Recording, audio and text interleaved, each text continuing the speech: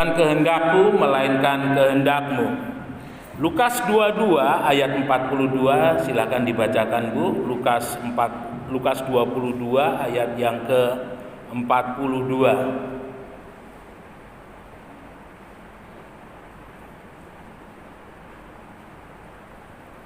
Lukas 22 ayat yang ke-42, demikian firman Tuhan. Ya Bapakku, jikalau engkau mau, ambillah talat ini daripadaku, tetapi bukanlah kehendakku, melainkan kehendak Tuhan yang terjadi. Ya, terima kasih. Bapak Ibu Saudara yang dikasihi oleh Tuhan, ayat ini menjadi ayat yang seringkali dibacakan dan menjadi ayat yang menarik karena diucapkan oleh Tuhan menjelang penyaliban. Dan doa ini adalah doa yang disampaikan oleh Tuhan di Taman Getsemani. Jadi di Taman Getsemani itu diyakini dulu adalah tempat ini untuk mengolah minyak zaitun. Jadi ada banyak pohon zaitun dan ada satu pohon itu diperkirakan usianya lebih kurang 1800 sampai 2000 tahun ya. Jadi pada saat Tuhan Yesus berdoa, pohon ara itu ada di sana. Dan itu pohon ara itu kalau saya lihat memang dia besar, tetapi ini sudah mulai banyak yang keropos, sehingga dipagari supaya tidak ada tangan-tangan yang coba memegang sehingga mempercepat kematian pohon itu. Nah, saudara yang dikasihi oleh Tuhan, kalau kita mau melihat di dalam suratan Filipi ya, di sana dituliskan mengenai keberadaan Tuhan yang setia dan taat, bahkan taat sampai mati di kayu salib sehingga Allah mempermuliakan dia. Nah, kalau kita hubungkan dengan ayat ini, kita tahu bahwa Tuhan Yesus menyerahkan otoritas yang paling tinggi di dalam kehidupannya. Bukan kehendakku melainkan kehendakmu. Bapak Ibu Saudara yang dikasihi oleh Tuhan, mengapa Tuhan Yesus menyerahkan otoritas yang tertinggi di dalam hidupnya kepada Bapa? Karena Tuhan Yesus hadir di dunia itu diutus oleh Bapa, ya. Sehingga yang menjadi otoritas paling tinggi di dalam kehidupan Yesus itu adalah Bapa yang di surga. Nah, dalam kehidupan kita sebagai orang percaya, kita pun juga mau meneladani sikap yang dilakukan oleh Tuhan Yesus. Bukan kehendakku yang jadi, melainkan kehendakmu. Kalau Bapak Ibu Saudara yang seringkali saya sampaikan mengutip Yeremia 29 ayat yang ke-11, aku ini mengetahui segala rancangan-rancangan apa yang ada padaku. Ya, Tuhan mengetahui segala rancangan-rancangan Tuhan yang ada pada kita. Dengan kata lain, Tuhan sudah menetapkan rancangan-rancangan yang ada pada Tuhan untuk kita. Dan rancangan itu bukan rancangan kecelakaan, tetapi rancangan itu adalah rancangan damai sejahtera yang membawa kepada masa depan yang penuh pengharapan. Saudara yang dikasihi oleh Tuhan, ini perlu disadari oleh setiap orang percaya, seperti yang dikatakan oleh Rasul Paulus, hidupku bukannya aku lagi, tetapi Kristus yang hidup di dalam aku. Jadi artinya ketika Bapak Ibu Saudara menjadi orang yang percaya kepada Tuhan, mulai saat itu, mulai detik itu, di dalam kehidupan kita berlaku yang namanya rancangan damai sejahtera, bukan rancangan kecelakaan yang membawa ke masa depan penuh pengharapan. Nah, ini yang seringkali kurang disadari oleh sebagian orang percaya, ya. Dengan kata lain, mereka percaya kepada Tuhan Yesus, tetapi masih mengkombinasikan kehidupannya dengan kehidupan yang di dunia, ya. Ada satu istilah di teologi itu namanya sinkritisme. Bagaimana kekristenan itu dicampur dengan kepercayaan yang lama, kepercayaan yang bukan dari firman Allah. Saudara, Panggilan di dalam kehidupan kita sebagai orang percaya adalah panggilan untuk menjadi saksi, ya. Panggilan untuk menjadi saksi itu harus kita sadari bahwa panggilan itu adalah panggilan supaya kehidupan kita sebagai orang percaya dilihat oleh orang lain, disaksikan oleh orang lain. Ya, dalam Matius 28 19-20, kamu adalah pergilah kamu ke seluruh dunia, jadikanlah sekalian bangsa muridku. Dalam arti bahwa di dalam kehidupan kita, ketika kita memberitakan Injil, itu yang pertama kita menyampaikan Injil itu sendiri, yang kedua kita menyampaikan Injil yang hidup di dalam kehidupan kita. Nah, ini yang harus sadari dalam kehidupan kita sebagai orang percaya. Sehingga apapun yang kita lakukan dalam hidup ini sebenarnya itu akan berdampak kepada orang lain, ya. Apapun yang kita perkatakan, apapun yang kita perbuat itu berdampak bagi orang lain. Dalam Kisah Rasul 2 ayat yang ke-40, ayat yang terakhir, di sana dikatakan jemaat mula-mula mereka disukai oleh banyak orang dan setiap hari Tuhan menambahkan jumlah mereka. Mengapa mereka disukai oleh banyak orang? Karena mereka menjadi saksinya Tuhan. Saudara yang dikasihi oleh Tuhan, ketika Tuhan hendak membawa bangsa Israel keluar dari Mesir, maka yang dilakukan oleh Tuhan adalah melakukan sesuatu hal yang, kalau boleh saya katakan, mempunyai kekuatan, mempunyai dampak, tidak hanya untuk orang Mesir tetapi juga untuk bangsa-bangsa yang lain yang ada pada waktu itu. Karena untuk membawa lebih kurang 2 juta bangsa Israel keluar dari Mesir, Tuhan mengirimkan tulah. Ya, dengan kata lain, ada sebuah peperangan yang Tuhan lakukan untuk membebaskan bangsa Israel. Peperangan itu apa? Seperti ketika tongkat Musa dilempar menjadi ular, itu ternyata dukun-dukun Mesir itu juga melakukan hal yang sama. Tetapi pada akhirnya ular dari tongkat Musa itu menelan ular-ular daripada milik dukun-dukun Mesir itu. Dan itu terus berlanjut, ya. Dan sehingga ketika Fir'aun, kalau boleh saya katakan, dia sudah kehabisan amunisi untuk menghadapi kekuatan Tuhan yang dengan perantaraan Musa, akhirnya dia menyerah. Dia katakan, sudah Musa, bawa itu bangsa Israel keluar, kamu pimpin ke padang gurun. Dan akhirnya bangsa Israel dibebaskan oleh Tuhan dan dipimpin oleh Musa melewati padang gurun. Nah, saudara yang dikasihi oleh Tuhan, mengapa Tuhan harus membawa bangsa Israel ke gurun? Yang pertama adalah Tuhan mau membentuk imannya bangsa Israel itu kepada Tuhan. Yang kedua, Tuhan mau menunjukkan kepada bangsa-bangsa lain yang ada pada waktu itu, untuk mereka boleh tahu bahwa Allah yang ada di pihaknya bangsa Israel itu adalah Allah yang luar biasa. Bagaimana tidak? Laut Tebero itu dibelah menjadi 2 dan kurang lebih 2 juta orang menyeberang di sana. Ini adalah sesuatu hal yang luar biasa. Dan sampai hari ini, ya dari sebuah penelitian, ada bagian di Laut Tebero itu di mana di sana ditemukan bangkai daripada kereta-kereta perang Mesir. Artinya apa? Artinya bahwa peristiwa Tuhan membelah lautan itu adalah peristiwa yang benar-benar terjadi. Ya. Lalu kemudian bagaimana 2 juta orang itu dipelihara oleh Tuhan melalui mana dan burung puyuh yang selama kurang lebih 40 tahun memberkati atas kehidupan daripada bangsa Israel. Nah, Bapak Ibu Saudara yang dikasihi oleh Tuhan, hal ini menyadarkan di dalam kehidupan kita terlalu ajaib, terlalu besar, terlalu luar biasa yang Allah bisa lakukan di dalam kehidupan kita ketika kita ada di dalam rancangan damai sejahteranya Tuhan, ya. Jadi kita harus sadar Tidak perlu kita harus membuat sebuah rancangan-rancangan yang dengan kekuatan sendiri. Karena itu tidak akan berhasil, ya.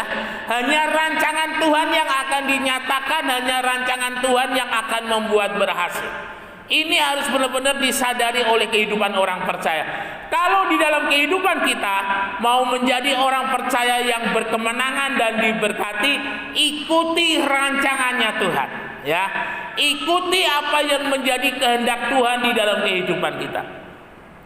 Saya ingat ketika pertama kali saya menjadi seorang gembala sidang, Tuhan bawa saya di satu desa yang namanya Desa Pulau Rejo. Jadi kalau saudara ke arah Ngoro itu melewati Desa Pulau Rejo, pas di belakang balai desa itu, kalau sekarang gerejanya entah ada tanda, saya kurang tahu. Selama 2 tahun saya ada di sana. Jadi gereja itu temboknya itu tembok ini ya, seperti tembok rumah Sendangharjo. Jadi bukan tembok batu kubung, tetapi hanya luluh begitu saja. Lalu kemudian separuh itu kayunya pun juga tidak rapat.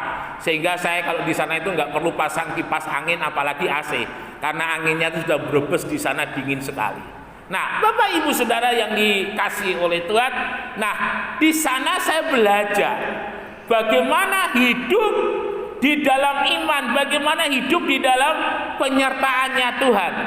Jadi segala sesuatu selama 2 tahun, setiap hari Senin, setiap hari Rabu sampai dengan Minggu saya ada di sana, saya belajar betul arti penyertaan daripada Tuhan, ya. Karena memang ibu saya pun juga pernah ngomong kepada ayah saya, kenapa ayah saya itu kalau kepada saya itu, kalau memberi uang saku itu mepet sekali, ya. Sampai ibu saya bilang, memangnya kenapa toh? Suatu saat saya dengar ibu saya bilang kepada ayah saya, kenapa toh mas?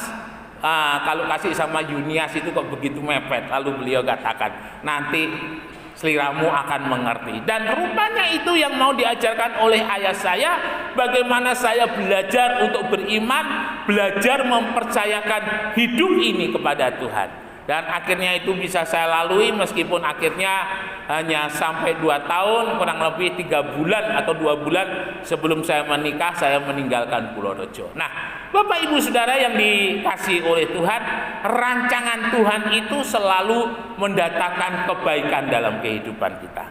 Rancangan Tuhan itu tidak pernah gagal. Yang membuat gagal itu adalah ketika kita tidak hidup di dalam rancangannya Tuhan. Seorang nakoda, Tuhan itu adalah nakoda di dalam kehidupan kita.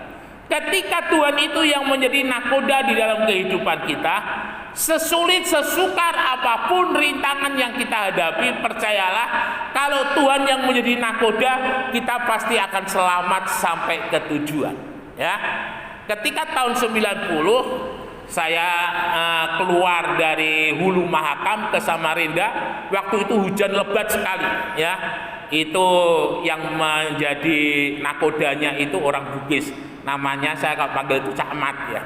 Cak Mat, ini posisinya itu di mana? Kalau panggil saya itu Bang, ini posisinya perahu ini di mana? Karena itu ada putaran di mana kita harus lewat, kalau tidak salah itu di dekat Melak itu ya, di mana namanya, di Kalimantan Timur. Itu perahu itu kalau tidak salah sempat salah putar, ya, sehingga air itu sebenarnya dari hulu ke hilir, tetapi itu kita berubah, ya, kita menujunya dari hilir ke hulu, ya, jadi mau kembali lagi, sehingga akhirnya saat itu kita putar dan akhirnya kita sampai di tujuan. Nah, seorang nakoda kalau tidak dipimpin oleh Tuhan, seorang kepala rumah tangga kalau tidak dipimpin oleh Tuhan, dia tidak akan bisa membawa rumah tangganya itu sampai kepada tujuan. Tidak bisa membawa rumah tangganya di dalam satu kehidupan yang di dalamnya ada berkat, kasih, kemurahan, dan masa depan, ya. Jadi ini saya menekankan sekali, penting sekali para bapak-bapak sebagai kepala rumah tangga untuk memiliki satu kehidupan yang lebih rohani, satu kehidupan yang lebih dekat sama Tuhan, ya. Karena apa? Tanggung jawab daripada seorang kepala rumah tangga, dia tidak hanya bekerja untuk memberi nafkah, tetapi dia membawa seluruh keluarganya itu dekat kepada Tuhan dan mengantar anak-anaknya sampai kepada masa depan yang penuh pengharapan. Untuk itu, saya sangat mengharapkan kaum bapak di tempat ini untuk senantiasa setiap hari memiliki saat teduh, ya. Saat teduh itu saat sebelum Bapak Ibu Saudara melakukan sesuatu, Bapak-bapak sebelum bekerja, sebelum minum kopi ataupun melihat HP, sapalah Tuhan terlebih dahulu. Berkati istrimu, berkati anak-anakmu, berkati pekerjaanmu, baru kamu boleh melangkah mungkin ke kamar mandi, mungkin minum kopi dan sebagainya, ya. Ini perlu saya tekankan sekali. Supaya apa? Supaya dalam kehidupan kaum bapak itu dipimpin oleh Tuhan ke masa depan yang penuh pengharapan, dipimpin oleh Tuhan menuju berkat-berkat yang sudah Tuhan sediakan. Nah, pagi hari ini kita mau mencoba melihat yang pertama kehidupan daripada Abraham. Kita buka di dalam Kejadian pasal 12 ayat 1, 2, dan 3.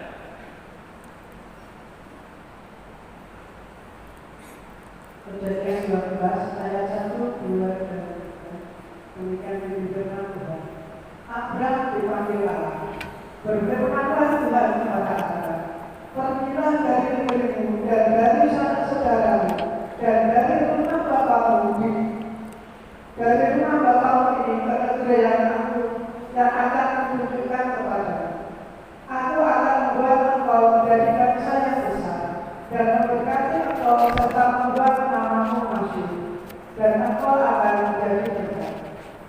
Aku akan memberkati orang-orang yang memberkati engkau dan mengutuk orang-orang yang mengutuk engkau, dan olehmu semua kaum di muka bumi akan mendapat berkat. Ya, saudara yang dikasihi oleh Tuhan, ketika Tuhan memanggil Abraham, jadi Abraham itu dari Mesopotamia, ya. Mesopotamia itu sekarang ada di Irak. Jadi rupanya bangsa Israel itu ternyata ada perpaduan antara bangsa Mesopotamia, orang Irak, dan bangsa yang lain. Nah, dalam kasus daripada Abraham ini, sebelum menjadi orang yang besar, menjadi orang yang diberkati oleh Tuhan, ternyata ada yang harus dilepaskan oleh Abraham. Ada yang harus ditinggalkan oleh Abraham. Nah, kita harus sadar ketika Petrus berkhotbah dan 3.000 orang menjadi percaya, mereka katakan 3.000 orang ini rasul.